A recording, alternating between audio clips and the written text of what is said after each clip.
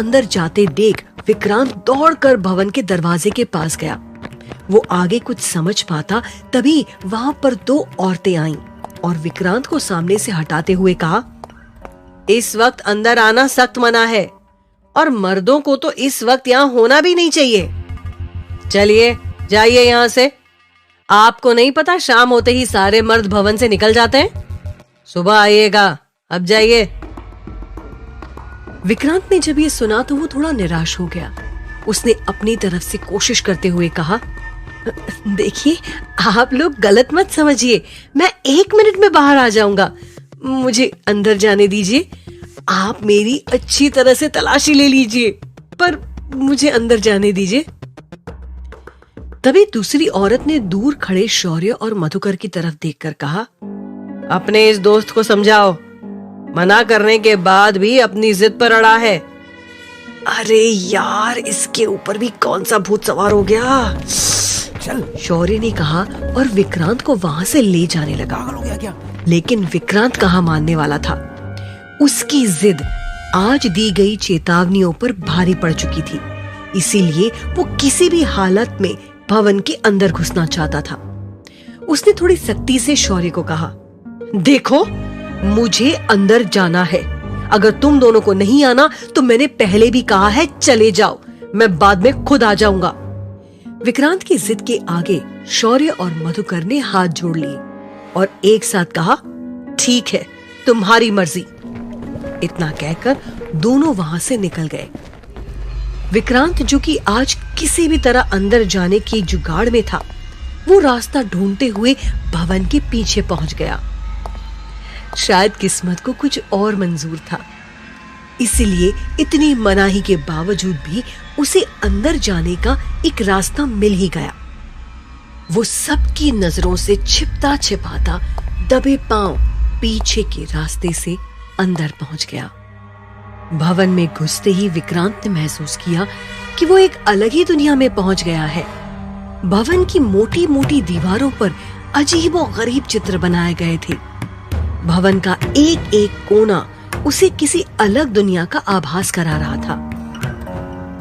उस बड़े से भवन में छोटे छोटे कमरे मौजूद थे और हर कमरे से हर गलियारा ऐसे जुड़ा था मानो कोई भूल भुलैया हो। तभी उसने अपनी नजरें घुमाई और उसने जो देखा उसे देख उसकी आंखें फटी की फटी रह गईं। उसने देखा कि वहां मौजूद बहुत सारी महिलाएं सफेद साड़ी पहने एक अजीब सी धुन पर नाचे जा रही हैं और बीचों बीच कई सारे मर्द बैठे हैं, जिन्हें देखकर लग रहा है मानो वो अपने होश में नहीं है। अगर शाम के वक्त मर्दों का यहाँ आना मना है तो फिर ये सारे मर्द यहाँ क्या कर रहे हैं और ये महिलाएं इनके साथ क्या कर रही हैं? विक्रांत ने खुद से सवाल किया और उसी वक्त उसने खुद के सवाल का जवाब देते हुए मन में कहा, शायद यही तरीका हो लोगों को मोक्ष दिलाने का जिसके बारे में सुना था। वो ये सब सोच ही रहा था कि उसने देखा कुछ लड़कियां धीरे धीरे एक कमरे की ओर बढ़ रही हैं और तभी विक्रांत ने उस लड़की को देखा जो उसे थोड़ी देर पहले जंगल के नियम समझा रही थी। ये यहाँ क्या कर रही है? क्या ये भी यहाँ की सेविका है? हैरानी से विक्रांत ने खुद से सवाल किया और भवन के पर्दों के पीछे छुपते हुए उसके पीछे पीछे जाने लगा। इस वक्त वो ये भूल चुका था कि वो भवन के अंदर क्यों आया है। सीधी लाइन में जाती उन सभी लड़कियों ने बिना ब्लाउज वाली सफेद साड़ी में खुद को लपेट रखा था। उस लड़की को लेकर विक्रांत के मन में कई सवाल थे। जैसे ही वो उस कमरे में पहुंचा, उसे झटका लगा क्योंकि वो कमरा खाली था और उस कमरे में गुप अंधेरा था। उस कमरे के अंदर कुछ भी देख पाना मुमकिन नहीं था। बस कमरे की एंट्री और एग्जिट दिखाई पड़ रही थी।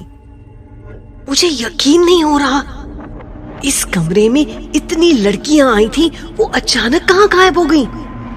क्योंकि बाहर निकलते तो मैंने किसी को नहीं देखा। ये क्या हो रहा है? विक्रांत ने खुद से सवाल किया और अंधेरे में ही यहाँ वहां टहलकर उन लड़कियों को तलाशने लगा। तभी विक्रांत ने देखा जो एंट्री गेट खुला हुआ था वो भी अचानक से बंद हो गया और अब विक्रांत उस कमरे में चारों तरफ से कैद हो चुका था। अब उसे घबराहट होने लगी। विक्रांत ने छटपटाते हुए चिल्लाकर पूछा, कोई है? अरे कोई है? मुझे बाहर निकालो।